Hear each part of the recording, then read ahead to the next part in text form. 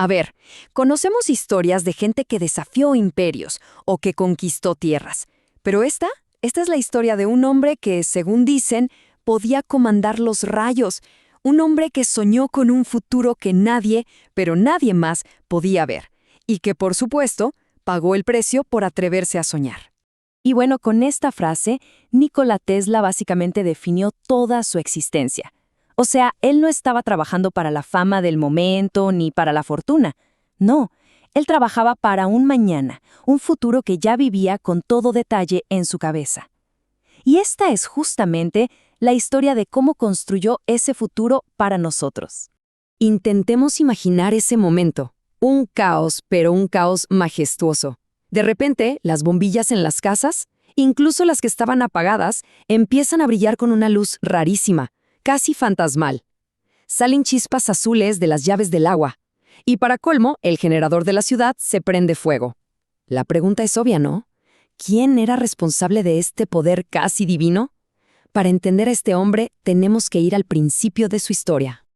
Ok, este va a ser nuestro recorrido. Primero vamos a ver de dónde salió esa mente tan extraordinaria. Luego nos metemos de lleno en la batalla que definió la era eléctrica. Después vamos a entender el costo, el precio de sus sueños.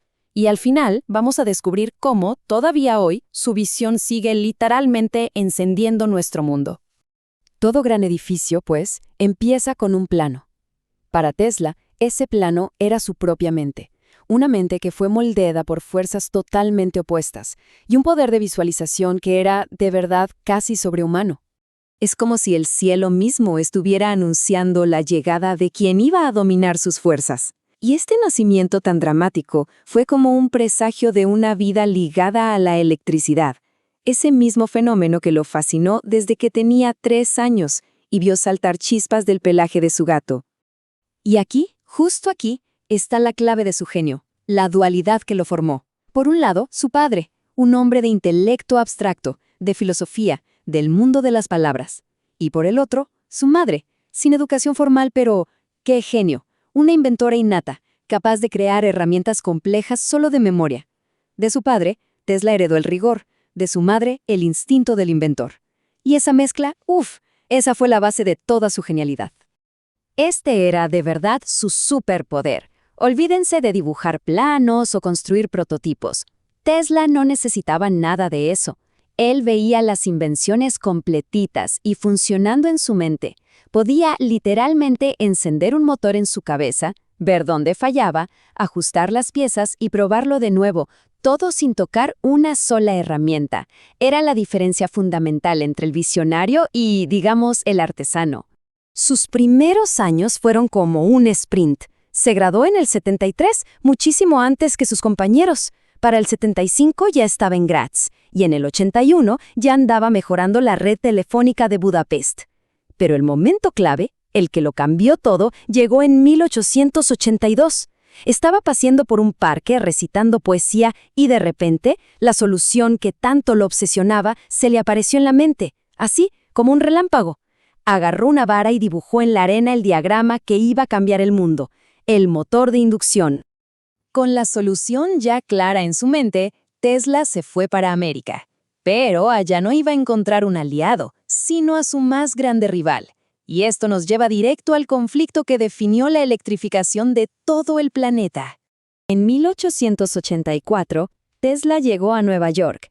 Tenía solo 4 centavos en el bolsillo, pero llevaba esta carta. Fue un choque de mundos.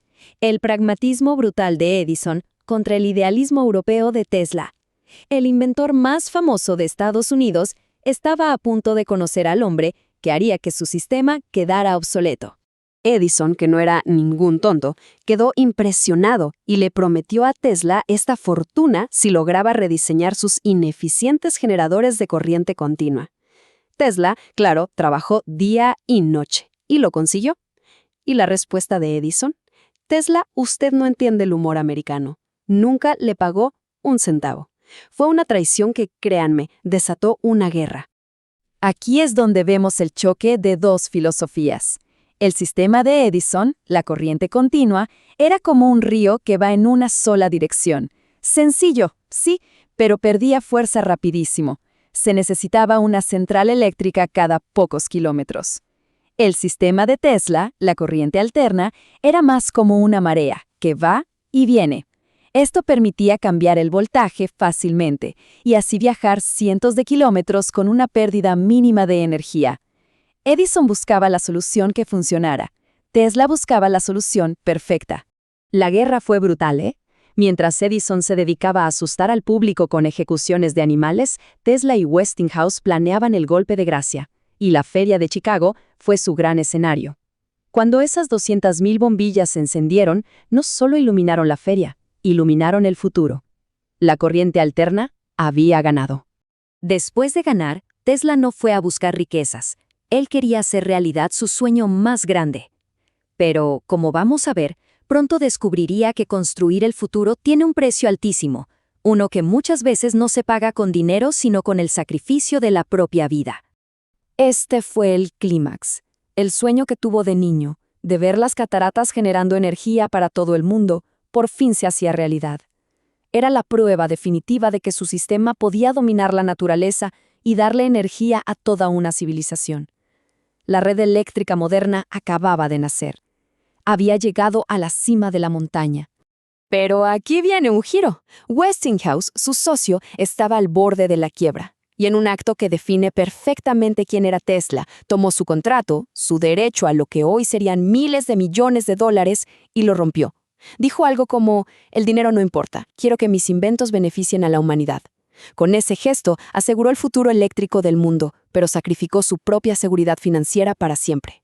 Y esto nos lleva a su proyecto más audaz, y también a su mayor tragedia, Wardenclyffe. Ojo, esto no era solo para mandar mensajes, no. El plan era enviar energía eléctrica gratis a todo el planeta, sin cables. Pero su financista, el banquero J.P. Morgan, entendió la cruda realidad. Si no le puedes poner un medidor, no la puedes vender. Y así de simple, el financiamiento se cortó y el sueño, la culminación de toda su vida, se derrumbó en un montón de deudas y metal.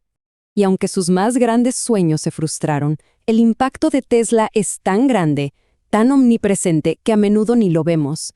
Él no solo contribuyó al siglo XX, él, literalmente, construyó su sistema operativo. Miren, las conexiones son asombrosas y súper directas. La red que alimenta nuestras casas, el motor que mueve desde un coche eléctrico hasta una licuadora, los principios que hacen posible nuestro Wi-Fi, el control remoto de todo. Todo esto salió directamente de la mente de Tesla. Se podría decir que vivimos dentro de su imaginación. Y aquí está la gran tragedia. El hombre que nos dio la luz vivió sus últimos días en la oscuridad del aislamiento. Su única compañía, se cuenta, eran las palomas de Nueva York, a las que alimentaba y cuidaba con una devoción casi de padre. Pero su legado final no es una patente, sino una ley de la naturaleza. La comunidad científica le dio el máximo honor posible, nombrar una unidad de medida fundamental con su apellido. Su legado está escrito en el lenguaje mismo del universo. Entonces, ¿con qué nos quedamos de todo esto? La vida de Tesla nos deja dos lecciones superpoderosas. Primero, que la capacidad de imaginar un futuro radicalmente diferente es la herramienta más potente que puede tener un inventor. Y segundo, que luchar por un ideal, a menudo, significa caminar en solitario y pagar un precio que muy pocos están dispuestos a pagar. Y cerramos con esta pregunta, que da para pensar. La torre Wardenclyffe quedó ahí, como el esqueleto de un futuro que no fue. Un mundo con energía limpia, inalámbrica y quizá gratuita. Su caída nos obliga a preguntarnos, ¿cuántas otras visiones geniales hemos dejado morir simplemente porque no encajaban en el modelo de negocio del presente? Es algo en lo que de verdad vale la pena pensar. Y nos vemos hasta la próxima, y no olvides dar me gusta y suscribirte a nuestro canal.